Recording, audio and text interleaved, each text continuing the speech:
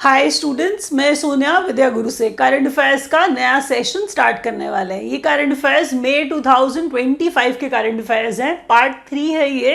Hindi medium का session है, आप लोग देख पा रहे हैं। तो क्वेश्चन सारे इंपॉर्टेंट है। लगभग 40 के आसपास क्वेश्चन होंगे जो सीधा एग्जाम में आएंगे। देख लीजिएगा, कोई कहानी नहीं पढ़ाई जाती है यहाँ पर, सीधा एग्जाम रेलिवेंट क्वेश्चन कराए जाते हैं ताकि जो एग्जाम में आ जाए। थोड़ा सा अगर आप एग्जाम देते हो तो आपको देख करके खुद भी ये पता चलता होगा कि ये उसी तरह के क्वेश्चंस है जो मैं एग्जाम में आने वाले आपको कराती हूँ।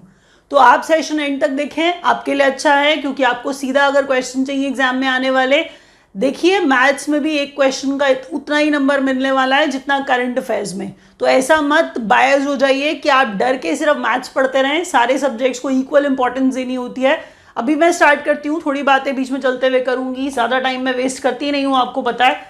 पहले क्वेश्चन से स्टार्ट करें तो पहला क्वेश्चन आप लोग देखिए, करंट अफेयर्स में सबसे पहले इंडिया अपडेट्स में से आएगा। तो मैं इनडायरेक्टली आपको ये बता रही थी कि अगर आप नए हैं चैनल पे और आपको पता नहीं है, तो हम नए जो भी हम करंट अफेयर्स कराते हैं हम लोग टॉपिक वाइज मैनर में करते हैं। आप नोट्स बनाइए, टॉपिक के नीचे लिखते जाइए कि इंडिया अपडेट्स में या नेशनल कैटेगरी के अंदर आप और क्या क्या जोड़ेंगे। तो हर बार आप वीडियो देखेंगे, हर बार पॉइंटर्स जोड़ेंगे।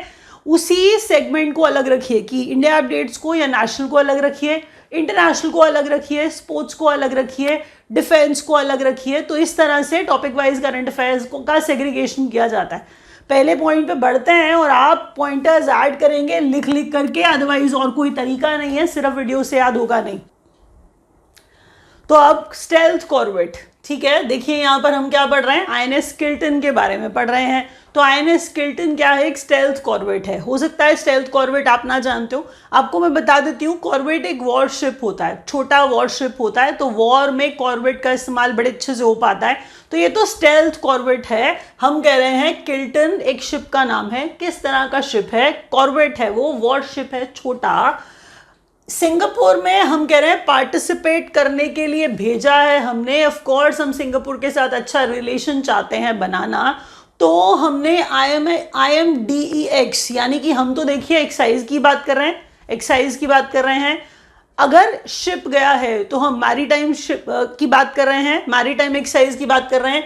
तो ये मैरीटाइम है, ये इंटरनेशनल है। समझ रहे हैं आप मैं क्या कह रही हूँ, वर्ड्स को समझिएगा। किसी ने बोला IMDEX, तो EX तो एक्साइज है, I इंटरनेशनल है, M से मैरीटाइम है। तो हम क्या कह रहे हैं, दोबारा सुनिए। INS किल्टन अ स्टेल्थ कॉर्वेट जो सिंगापुर पहुंचा है IMDEX, यानी कि IMDX में पार्टिसिपेट करने के लिए, जो एशिया की 2025 की एक्साइज का नाम है ये। तो याद रखिएगा कि किल्टन कहाँ पार्टिसिपेट करने गया है, सिंगापुर में गया है। कौन सी एक्साइज है, हमने कहा IMDEX एशिया एक्साइज। तो नेक्स्ट में देखिए, ग्रैंड चेस टूर टाइटल। इसे ऐसे मत पढ़िए, इसे ऐसे याद करिए कि सुपर बेट चेस क्लासिक चैंपियनशिप हुई, ठीक है। सुपर बेट चेस क्लासिक चैंपियनशिप हुई, रोमेनिया में ये एक्सरसाइज चल रही थी। यहाँ पर पहली बार ऐसा हुआ है कि प्रज्ञानंदा जो है वो जीत गए। उनका पहला, खुद का ये पहला सुपर बेट चेस क्लासिक चैंपियनशिप है ये, जो उन्होंने जीती है। अगर आप और डिटेल में जाना चाहें तो आप इसे बोलिए, सुपर बेट चेस क्लासिक चैंपियनशिप को बोलिए ग्रैंड चेस टूर टाइटल। जो किसने जीता है, आर प्रज्ञानंदा ने जीता है। किसने जीता है, आर प्रज्ञानंदा ने जीता है। एक बार नहीं, बार बार रिपीट करिए क्वेश्चंस को, तभी याद होंगे, नहीं तो मुश्किल होगी। साफ, साउथ एशियन फुटबॉल फेडरेशन है ये। अंडर 19 चैंपियनशिप की बात हो रही है।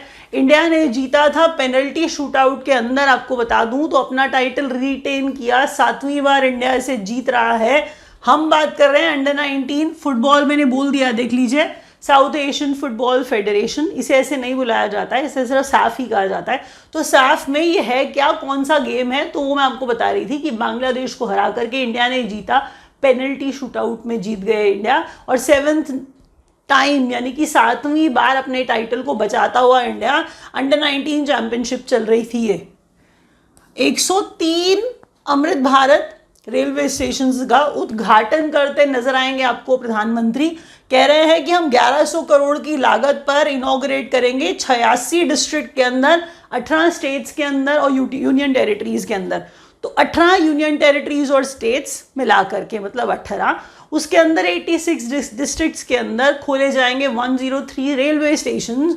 और किस स्टेशन की बात कर रहे हैं हम लोग? अमृत भारत रेलवे स्टेशन की बात कर रहे हैं। समझ रहे हैं? तो किसी और तरह का डेवलपमेंट है ये जो दिखाया जा रहा होगा, आप बस ध्यान रखिए 103 रेलवे स्टेशन 86 डिस्ट्रिक्ट्स में और 18 स्टेट्स एंड यूनियन टेरिटरीज में बनाए जाएंगे। बट वो कौन से हैं? अमृत भारत रेलवे स्टेशन है। नेक्स्ट देखिए 572 करोड़ डील। अब क्या आपको ये देख के समझ में आ रहा है कि कितनी बड़ी डील है? 572 करोड़ डील है। आर्मी जो है इंडिजिनस एंटी ड्रोन सिस्टम है भारत इलेक्ट्रॉनिक्स लिमिटेड से ये डील की गई है। प्लीज सुनिएगा, दोबारा सुनिए मैंने क्या बोला। भारत इलेक्ट्रॉनिक्स लिमिटेड की डील है आर्मी के साथ, ठीक है। आर्मी को क्या चाहिए? ड्रोन चाहिए ऑफ कोर्स सेफ्टी के लिए। अब ये ऊपर से देखा जा पाए कि कोई अटैक करने की कोशिश तो नहीं कर रहा है, तो ड्रोन चाहिए। 572 करोड़ की लागत का एक डील है जो ड्रोन्स के लिए आर्मी के साथ भारत इलेक्ट्रॉनिक्स लिमिटेड ने किया है। या तो आपसे ये पूछा जाएगा किसने किसके साथ डील किया है, कितने का डील किया है, डील किस बारे में है? तो इंडिजिनस यानी कि देश में खुद के बनाए हुए एंटी ड्रोन सिस्टम की बात हो रही है इस डील के अंदर। एक बार रिवाइज करते हैं, रिपीट करने से फायदा ये होता है दिमाग में बैठेगा, इसलिए ध्यान से सुनिएगा, जल्दी सुनिएगा। मैंने बोला था हम टॉपिक वाइज करंट अफेयर्स पढ़ते हैं, ठीक है। मैंने बोला पहला क्वेश्चन INS किल्टन के बारे में है जो IMDEX में पार्टिसिपेट करने सिंगापुर 2025 की एक्सरसाइज है एशिया, उसमें गया है और INS किल्टन हमारी तरफ से भेजा गया है, ठीक है, उस एक्सरसाइज में पार्टिसिपेट करने के लिए। किस में एक्सरसाइज थी वो? इंडिया और सिंगापुर के बीच में। समझ रहे हैं आप? नेक्स्ट क्वेश्चन देखिए, ये सुपर बेट, इतना याद कर लेंगे, सुपर बेट चेस चैंपियनशिप है, चेस क्लासिक चैंपियनशिप है जिसमें आर प्रज्ञानंदा पहली बार जीत के आए हैं। मतलब कोई आप ये समझिए कि ये टाइटल जीत के आएगा तो बड़ी बात होती है। तो सैफ अंडर 19 चैंपियनशिप है, इंडिया ही जीतता आ रहा है काफ़ी बार से, तो 7वीं बार अब इंडिया दोबारा से जीत गया, बांग्लादेश को हरा के जीता। रनर अप का नाम पूछा जाता है, पेनल्टी शूटआउट में जीता है। रिवीजन बहुत इंपॉर्टेंट है, स्किप करके आगे बढ़ जाओगे, अपना टाइम आप वेस्ट करोगे, क्योंकि आपको एक बार धीरे पढ़ाया हुआ समझ में अगर आ भी जाए तो रिटेन करने के लिए बार बार सुनिए। अंडर 19 सैफ चैंपियनशिप इंडिया जीत गई बांग्लादेश को हरा के। नेक्स्ट क्वेश्चन था 103 अमृत भारत स्टेशन बनाए जाएंगे 86 डिस्ट्रिक्ट के अंदर, 18 स्टेट्स और यूनियन टेरिटरीज में 572 करोड़ की लागत आएगी इस पर। नेक्स्ट क्वेश्चन जरा देखिए, 1100 करोड़ की लागत आएगी इस पर, तो ये 1100 करोड़ भी इंपॉर्टेंट है, याद रखिएगा। 572 करोड़ अलग क्वेश्चन था, 570 करोड़ 2 करोड़ के अंदर अमाउंट याद रखिएगा। यहाँ पर भारत इलेक्ट्रॉनिक्स के साथ लिमिटेड के साथ डील है, आर्मी की एंटी ड्रोन सिस्टम है, एंटी ड्रोन सिस्टम है, उसमें वो जो डील की गई है वो इंपॉर्टेंट है। 572 करोड़ आर्मी और भारत इलेक्ट्रॉनिक्स लिमिटेड के बीच में इंडिजिनस खुद बनाएंगे, इंडिया खुद बनाएगा एंटी ड्रोन सिस्टम। समझ गए आप? अगला क्वेश्चन देखिए, इंटरनेशनल अपडेट्स है, इसका मतलब हम वो बातें करेंगे जो बाहर से रिलेटेड है। ज़्यादातर मैं वो बातें लाती हूँ इंटरनेशनल अपडेट्स में भी जो कहीं ना कहीं इंडिया से थोड़ी जुड़ी हुई हो।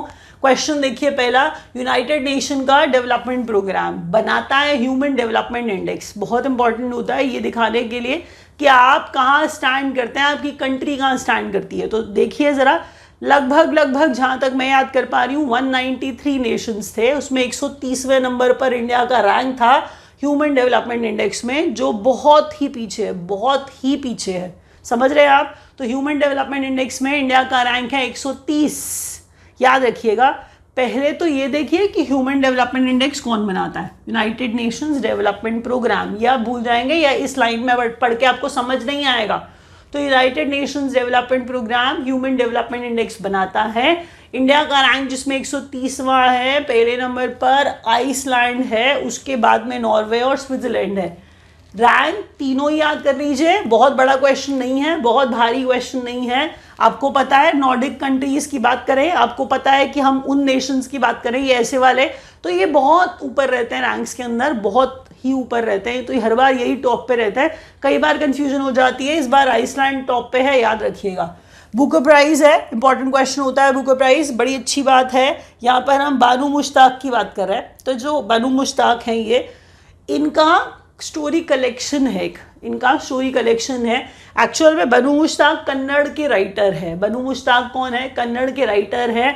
सन 2025 यानी कि अभी जो चल रहा है बुकर प्राइज 2025 का बनू मुश्ताक को दिया गया है उनके स्टोरी कलेक्शन के लिए, और वो स्टोरी कलेक्शन है हार्ट लैम्प। पढ़िए, पढ़ने में भी मज़ा आएगा, रीडिंग हैबिट सुधरेगी आपकी, चीज़ें आपको ज़्यादा समझ में आएंगी, क्योंकि एक राइटर अपना पूरा एक्सपीरियंस जो होता है अपनी स्टोरीज़ में डाल देता है। तो इतना लगाया हुआ टाइम, इतना सब कुछ सीखा हुआ सिर्फ एक किताब के ज़रिए आप तक पहुंच जाता है। किताबें पढ़ने की आदत डालिए। यहाँ पर हम स्टोरी कलेक्शन की बात कर रहे हैं। हार्ट लैम्प नाम ही इतना सुंदर है। बनू मुश्ताक राइटर का नाम है, कन्नड़ राइटर है ये। इन्हें इस बार का बुकर प्राइज दिया गया है, बहुत बड़ी बात है, सुन लो। अगला question, third United Nation ocean conference, ठीक है, यूएनओसी लिखा आ जाएगा हर जगह पे, तो आपको यूएनओसी में क्या है ये, तो ओसी इज ओशन, समझ रहे हैं, यूनाइटेड नेशन का ओशन कॉन्फ्रेंस। ये देखिए यूनाइटेड नेशन का ओशन कॉन्फ्रेंस 3, तो तीसरी बार हो रहा है, उसको शॉर्ट में लिखा है वहां पर। तो to be held in, please ये नाइस नहीं है, it is Nice, that's how we pronounce it, the name of the place is Nice. जी, नाइस नहीं है, सारे से नाइस ही पढ़ते नजर आएंगे, आप मत पढ़िए, बिकॉज आपको पता है फ्रांस की एक सिटी जिसे हम नीस कह रहे हैं, कैसे प्रोनाउंस करते हैं हम इसे, नीस। दोबारा सुनिए, यूनाइटेड नेशन का ओशन कॉन्फ्रेंस है। ऐसे क्वेश्चन सारे छोड़ देते हैं, आप नहीं छोड़ेंगे क्योंकि एग्जाम में आते हैं ऐसे क्वेश्चंस। तीसरे नंबर का यूनाइटेड नेशंस का, भाई यूनाइटेड नेशंस का ओशन कॉन्फ्रेंस है, और तीसरे नंबर का नीस फ्रांस में हुआ, ठीक है। नेक्स्ट देखिए, United Nations reduces India's growth for 2025। देखिए ग्रोथ का प्रोजेक्शन चलता रहेगा, कभी वर्ल्ड बैंक करेगा, कभी आरबीआई खुद करेगा, कभी यूनाइटेड नेशन करेगा, कभी नीति आयोग करेगा, तो प्रोजेक्शंस चलते रहेंगे। बाहर की कोई ऑर्गेनाइजेशन करे तो क्वेश्चन हमेशा इंपॉर्टेंट ज़्यादा होता है। तो यूनाइटेड नेशन ने इंडिया का ग्रोथ फैक्टर, देखिए ट्रेड में जो अभी हाल चल रहा है, कितने ट्रेड डिस्प्यूट्स हो रहे हैं, तो उसको दिमाग में रखते हुए ग्रोथ को रिड्यूस करके 6.3% कर दिया गया है। बिल्कुल बेकार की बातें याद मत किया करो, कोई कहानी घड़ रहा है कि पहले इतनी थी और अब इतनी है, मत याद किया करो, क्योंकि वो आपको पुरानी याद रह जाएगी। इससे हमने तो अपनी नॉलेज दिखा ली, लेकिन आप तक कितना पहुंचा, सही क्वेश्चन तो पहुंचा नहीं, क्योंकि बच्चा तो हमेशा उसमें कंफ्यूज होएगा कि पुरानी कितनी थी और नई कितनी है। मत याद करिए, जो अभी है बस वो याद करिए। 6.3 ग्रोथ अब प्रोजेक्शन घटाया है यूनाइटेड नेशन ने। तो यूनाइटेड नेशन ने कहा इंडिया की ग्रोथ 2025 में, जीडीपी की बात की जाती है, हर तरह की ग्रोथ को दिमाग में रख करके आपको एक आंकड़ा दे दिया जाता है, तो वो 6.3% है यूनाइटेड नेशन वाला। तो ऐसे हाईलाइट करते हैं क्वेश्चन लिखने के बाद, जिससे आपको याद रहता है बात क्या चल रही है और कौन प्रोजेक्शन दे रहा है। चौथे नंबर, 4 पुलित्जर प्राइज हैं एक्चुअल में। तो पुलित्जर बहुत इंपॉर्टेंट होता है, प्लीज सुनिए। पत्रकारिता में तो यहाँ पे तो हो नहीं सकता है, तो यहाँ पर हम बात कर रहे हैं न्यूयॉर्क टाइम्स की। बहुत बड़ी बात है, सुनिए जरा। 4 पुलित्जर लेके जाता हुआ न्यूयॉर्क टाइम्स, एक्चुअल में बड़ा इंपॉर्टेंट क्वेश्चन है, प्लीज ध्यान दीजिएगा। 4 पुलित्जर प्राइज हैं 2025 के। कैटेगरी मुश्किल आप लोगों के लिए याद रखना। तो मैं आपको बताऊं कि अगर मैं कोई फोटो की बात कर दूं कि फोटोग्राफी, आपको लोग नाम याद कराते नजर आ जाएंगे, वो थोड़ा ज़्यादा बड़ा हो जाएगा, उतना आपसे पूछा नहीं जाएगा आपके एग्जाम के पॉइंट ऑफ व्यू से। तो 4 पुलित्जर प्राइजेस हैं। कैटेगरीज थी जैसे इंटरनेशनल रिपोर्टिंग की जा रही थी, और साथ में ब्रेकिंग न्यूज़ फोटोग्राफी है, उसके लिए न्यूयॉर्क टाइम्स को। तो ऐसी लगभग 3-4 कैटेगरीज को मिला करके पुलित्जर मिलता है किसको, न्यूयॉर्क टाइम्स को। क्वेश्चन याद रखिएगा, बड़ा इंपॉर्टेंट है, क्योंकि 4 पुलित्जर जीत गए। एनीवे, रिवाइज करिए। United Nation Development Programme Human Development Index में इंडिया का रैंक 130 है, पहले नंबर पर आइसलैंड है। समझ गए आप। यूएनडीपी यानी कि यूनाइटेड नेशन का डेवलपमेंट प्रोग्राम इसे प्रेजेंट करता है, बनाता है। बुकर प्राइज बनू मुश्ताक को मिला है, कन्नड़ राइटर है ये। बहुत इंपॉर्टेंट क्वेश्चन है, प्लीज हार्ट लैम्प के लिए इन्हें मिला। ये स्टोरी कलेक्शन है इनका, short story collection. Third United Nation ocean conference जो है वो नीस फ्रांस में हुई। United Nation reduces India's growth to 6.3%। 4 Pulitzer prize New York Times को। So the New York Times. आगे बढ़ते हैं, नेक्स्ट क्वेश्चन। आई होप जो मैं पढ़ा रही हूँ आपको समझ में आ रहा है। ये हिंदी मीडियम का सेशन है। अगर आपको सेशन समझ में आ रहा है, अच्छा लग रहा है, तो लाइक का बटन ज़रूर दबाइएगा। चैनल को सब्सक्राइब करिए पक्का से, क्योंकि इससे नोटिफिकेशन आएंगे, आपको पता चलेगा कि कब हम एग्जाम रेलेवेंट वीडियो अपलोड कर रहे हैं। समझ रहे हैं आप? इंग्लिश में वीडियो देखने आए थे, complete English medium session is also there in the playlist, you can go and watch that session. अब जब ये क्वेश्चंस आएंगे एग्जाम में तो आप मुझे कमेंट करके बताएंगे, प्लीज़ कमेंट करा करिए, इससे आपको ही हेल्प मिलेगी, क्योंकि जब आप नेक्स्ट एग्जाम देने जाएंगे तो मैं और रेलेवेंट क्वेश्चंस आपके लिए डाल पाऊंगी। अभी ज़रा देखिए इंडिया अपडेट्स। अच्छा, अगर आपको कोई क्वेश्चन चाहिए तो आप हमारा टेलीग्राम चैनल ज्वाइन कर लीजिए, लिंक हम नीचे देते हैं। आप लिंक कॉमेंट भी करेंगे तो लिंक मांग सकते हैं, आपको लिंक सीधा दे दिया जाएगा, तो कॉमेंट करके लिंक ले लीजिएगा अगर आपको नहीं मिले, वैसे डिस्क्रिप्शन में हम डाल देते हैं, तो टेलीग्राम चैनल पे सारे क्वेश्चन आपको मिल जाएंगे। एनीवे, क्वेश्चन है India successfully test indigenous anti drone system Bhargav Shastra. आपको ये पता होना चाहिए कि ये इंडिजिनस है, इंडिया में बना है, एंटी ड्रोन सिस्टम है ये, इंडिया ने इसको टेस्ट किया है और इसका नाम भार्गव शास्त्र है। ये नाम से ही आ जाएगा क्वेश्चन, समझ रहे हैं आप? दोबारा से, इंडिया ने सक्सेसफुली टेस्ट किया है, इंडिजिनस एंटी ड्रोन सिस्टम है, उड़ीसा में कहीं किया गया था। आपको बता देती हूँ, इंपॉर्टेंट नाम इसका बहुत इंपॉर्टेंट है, भार्गव शास्त्र इंडिजिनस एंटी ड्रोन सिस्टम है। तो भारी भरकम सा नाम है, लेकिन एग्जाम के पॉइंट ऑफ व्यू से ठीक सा लग रहा है, इसलिए याद करिएगा। 58th नंबर का ज्ञानपीठ अवार्ड जिसे आप कहते हैं, ज्ञानपीठ अवार्ड जैसे लिखा जाता है लैंग्वेज के अंदर, तो उर्दू पोएट गुलजार हैं। ये जो जानते हैं आप गुलजार को, तो आप बड़े सारे इनके राइटिंग सुनते भी रहते हैं गानों में, तो हम कह रहे हैं 58 नंबर का ज्ञानपीठ अवार्ड है गुलजार उर्दू पोएट और साथ में संस्कृत के स्कॉलर जगत गुरु राम भद्राचार्य को दिया गया। क्वेश्चन इंपॉर्टेंट है, ज्ञानपीठ अवार्ड आता है वही के बिरला फाउंडेशन वाला, तो प्लीज याद रखिए।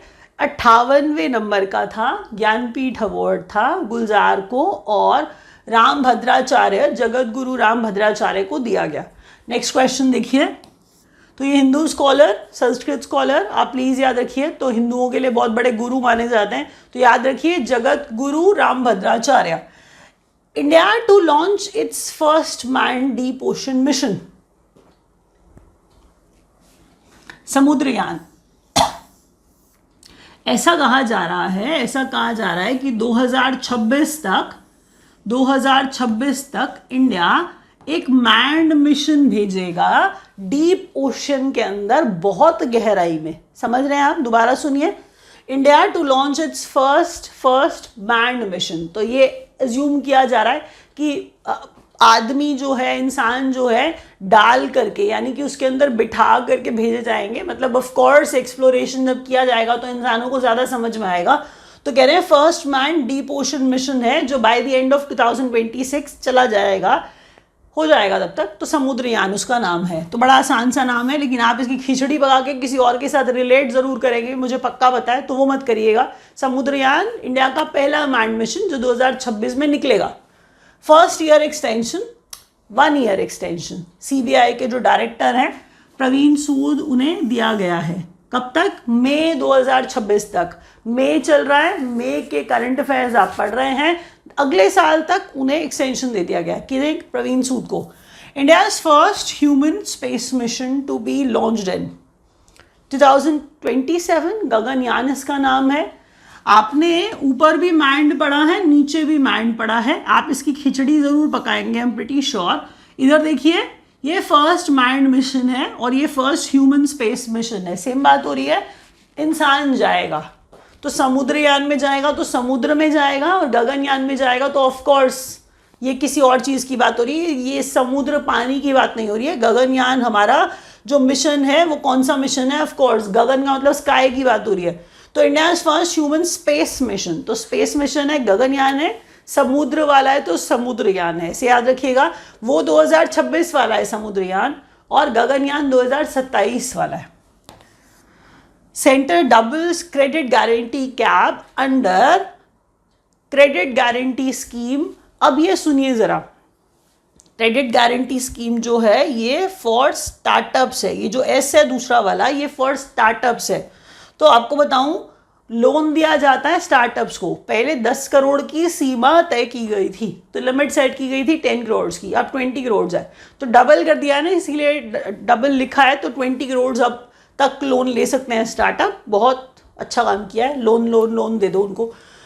क्वेश्चन है, India successfully test fires, anti drone system India वाला जो खुद टेस्ट फायर किया है, सक्सेसफुली टेस्ट फायर किया, उसका नाम भार्गव शास्त्र है। 58वें नंबर का ज्ञानपीठ अवार्ड है ये, जिसे गुलजार और साथ ही साथ में जगत गुरु राम भद्राचार्य को दिया गया है। समझ गए? India to launch its first manned mission, deep ocean वाला वो समुद्रयान है, और मैन्ड मिशन 2027 तक जो तैयार हो जाएगा स्पेस वाला, वो गगनयान है।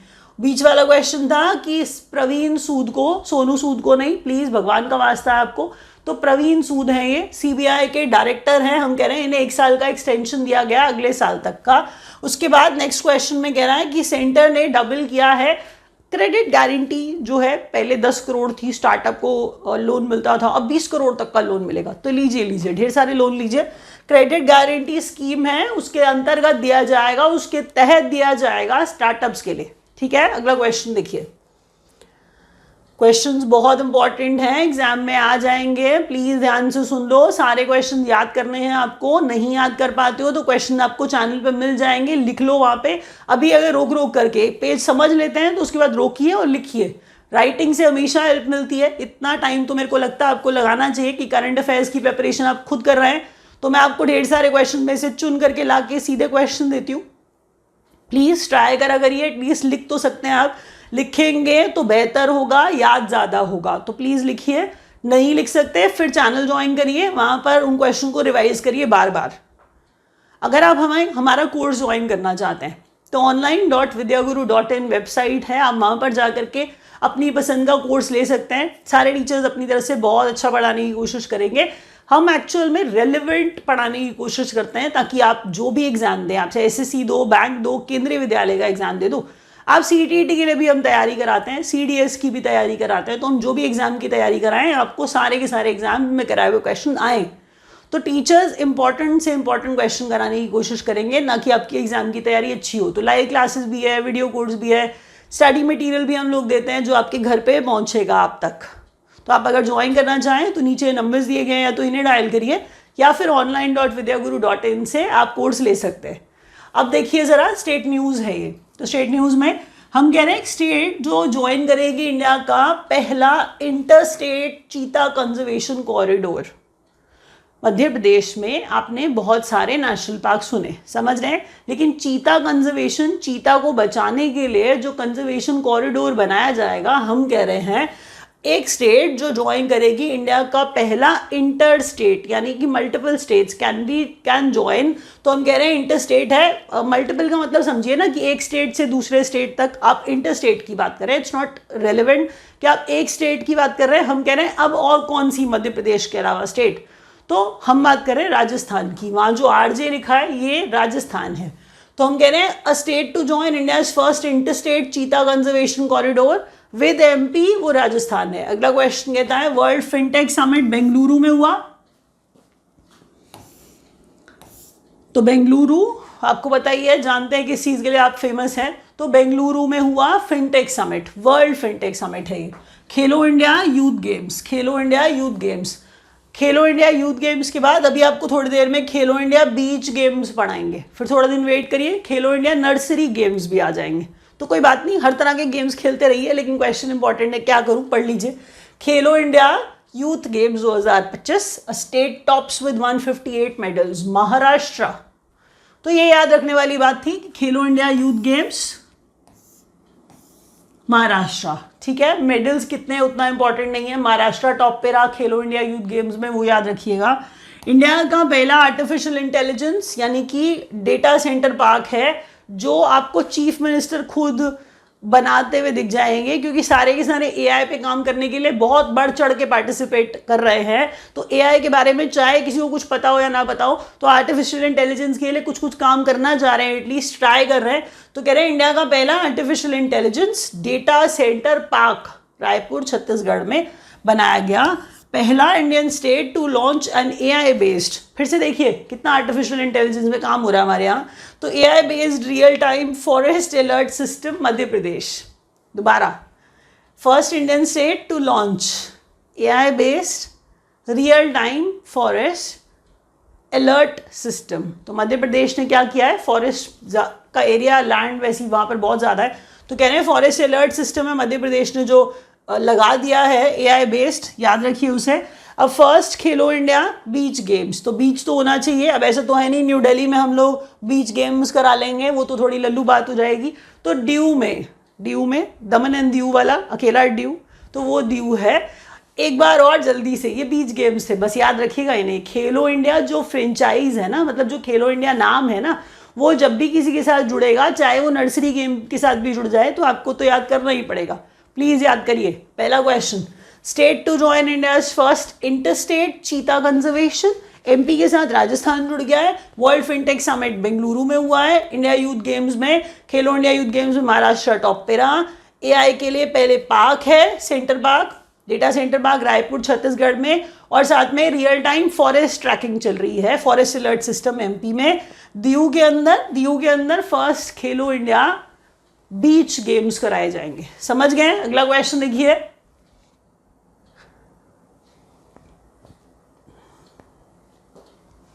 अब ये क्वेश्चंस जो है किसी पर्टिकुलर टॉपिक में से नहीं है, तो ये थोड़े ऐसे वाले क्वेश्चन हैं जो हर जगह से कहीं से उठाए हुए हैं, तो इसीलिए इन्हें मिसलेनियस का नाम दिया गया है। रामानुजम एक किताब, तो आप जानते हैं ग्रेट मैथमेटिशियन रामानुजम, तो Ramanujan journey of a great mathematician launch किया इसे नेशनल आर्काइव्स ने। तो कौन पब्लिश कर रहा है, कौन लॉन्च कर रहा है, कभी कभी वो पूछा जाता है, तो याद रखिएगा ग्रेट, देखिए नाम नहीं आपको जानना, नाम मुझे पता है, आप जानते हैं कि रामानुजम नाम है, आप जानते हैं, लेकिन नेशनल आर्काइव्स ने किताब छापी है, निकाली है, वो तो आप याद रखेंगे ना। तो Ramanujan journey of a great mathematician ये नाम है, और हम कह रहे हैं नेशनल आर्काइव्स ने निकाली है। रेवेन्यू सेक्रेटरी है फिनेंस मिनिस्ट्री में, तो हम कह रहे हैं अरविंद श्रीवास्तव हैं ये। देखिए कभी कभी क्या होता है, नए बनते हैं, कभी कभी होता है रीअपॉइंट कर लिए जाते हैं, यानी कि जो चल रहे होते हैं उन्हें और टाइम का एक्सटेंशन मिल जाता है, तो आप उन चीज़ों में मत पड़िए, बस अभी याद रखिए कि अभी रेवेन्यू सेक्रेटरी फिनेंस मिनिस्ट्री में कौन है, Arvind Shrivastava. Revenue secretary finance ministry में कौन है, Arvind Shrivastava. Vice chief of Indian air force, तो एयरफोर्स की बात करें, चीफ और वाइस चीफ दोनों बहुत इंपॉर्टेंट होते हैं, तो एयरफोर्स, इंडियन एयरफोर्स के अंदर, आईएएफ के अंदर हम कह रहे हैं वाइस चीफ हैं एयर मार्शल नर्मदेश्वर तिवारी, इन्हें बना दिया गया है क्या, vice chief of Indian air force. नाम क्या बताया मैंने, नर्मदेश्वर तिवारी। नेक्स्ट क्वेश्चन देखिए, new chairman of the national security advisory board, new chairman of, ये ना एनएसए बोर्ड है, ठीक है, ये देखिए शॉर्ट में पढ़िए इसे, national advisory security advisory board, NSA board है ये, तो हम कह रहे हैं आलोक जोशी जो है इसके चेयरमैन बन गए। इंपॉर्टेंट है ना question, national security advisory board है ये, हम कह रहे हैं आलोक जोशी इसके नए चेयरमैन बन गए। क्वेश्चन देखिए अगला, फीफा विमेन्स वर्ल्ड कप है 2027 वाला, ब्राजील होस्ट करेगा इसे। कोई भी बात आगे की भी है, बात करते करते अगर ये कहीं कुछ वेन्यू डिसाइड कर लेते हैं तो आपको पता होना चाहिए कि 2027 वाला FIFA women's world cup Brazil में होगा। समझ गए? वर्ल्ड स्नूकर चैंपियनशिप, चाइना में कोई पहली बार चाइनीज जो है वो ये जीता है, इंपॉर्टेंट है, सुन लीजिए इसे। A world snooker championship, China जाओ फर्स्ट चाइनीज जो है ये स्नूकर चैंपियनशिप जीत रहे है ना, इंपॉर्टेंट क्वेश्चन, याद रखिए इसे। जर्मनी के चांसलर और इम्पॉर्टेंट हैं, फ्रेडरिक मर्ज इनका नाम है, याद रखना बहुत इंपॉर्टेंट है। अगर आप ऐसी क्वेश्चन को लास्ट समझ के चल दिए तो आप गलती कर देंगे। एक बार तेजी के साथ सुनिए तो, Ramanujan journey of a great mathematician, national archives ने लिखा, मतलब प्रिंट किया, जो भी है मतलब इनकी तरफ से निकाला गया है। रेवेन्यू सेक्रेटरी है फिनेंस मिनिस्ट्री, अरविंद श्रीवास्तव जो है वो रेवेन्यू सेक्रेटरी हैं। वाइस चीफ इंडियन एयरफोर्स में एयर मार्शल नर्मदेश्वर तिवारी हैं ये। New chairman national security advisory board के Alok Joshi. FIFA women's world cup 2027 वाला ब्राजील में होगा। विमेन वर्ल्ड स्नूकर चैंपियनशिप है, पहली बार किसी चाइनीज ने जीती है, तो पहला चाइनीज इंसान वो प्लेयर वो जाओ है। चांसलर ऑफ जर्मनी, पहले सुनिए, जब हम प्राइम मिनिस्टर और प्रेसिडेंट पढ़ते हैं तो जर्मनी में चांसलर होते हैं, इसका मतलब एक equivalent to prime minister and president. हम बात कर रहे हैं चांसलर ऑफ जर्मनी, तो हम उन्हीं लेवल की बात कर रहे हैं, तो उनके जर्मनी के अंदर हम वहाँ पर चांसलर होते हैं। तो बहुत लंबे समय तक आपने एंजेला मर्केल पढ़ी होगी, आपको उनका नाम भी याद होगा। तो अब ये फ्रेडरिक मर्ज हैं, बाद में और भी आए, हम अभी बात कर रहे हैं जर्मनी के चांसलर फ्रेडरिक मर्क। नाम याद रखिए प्लीज। अगला क्वेश्चन। तो ये बहुत सारे डेज हैं, नहीं समझ रहे हैं, जो इंपॉर्टेंट डेज हैं वो आपके सामने हैं, जिसका थीम मुझे इंपॉर्टेंट लगता है मैं वो ले आती हूँ। कोई क्वेश्चन आप पूछना चाहते हैं करंट अफेयर्स में, किसी कंफ्यूजन में, आप कोई क्वेश्चन में कंफ्यूजन हो गया आपको, पूछ लीजिए मेरे से, कहीं डाउट था वो आप कमेंट करके आप मेरे से पूछ सकते हैं। तो क्वेश्चन को लिखना है, बस याद करिए। देखिए इंटरनेशनल लेबर डे ना 1 मई को होता है, ये सबको पता होता है। इंटरनेशनल लेबर डे 1 मई को होता है, सबको पता होता है। यहाँ पर हम बात कर रहे हैं इसके थीम की, तो थीम है safety and health of workers, safety and health of workers. National dengue day, तो आप डेंगू कहिए, कोई बात नहीं, तो आप डेंगू कहिए, तो नेशनल डेंगू डे 2025 16 मई को ऑब्जर्व किया जाता है। इंटरनेशनल डे ऑफ मिडवाइफ्स, तो मिडवाइफ्स जो होती हैं वो क्रिटिकल इन एवरी क्राइसिस, तो मिडवाइफ्स आपको पता होगा जो बर्थ में हेल्प करती हैं महिलाओं की, तो वो मिडवाइफ्स हैं। तो international day of the midwife 5 मई को, जिसका थीम अच्छा लग रहा है।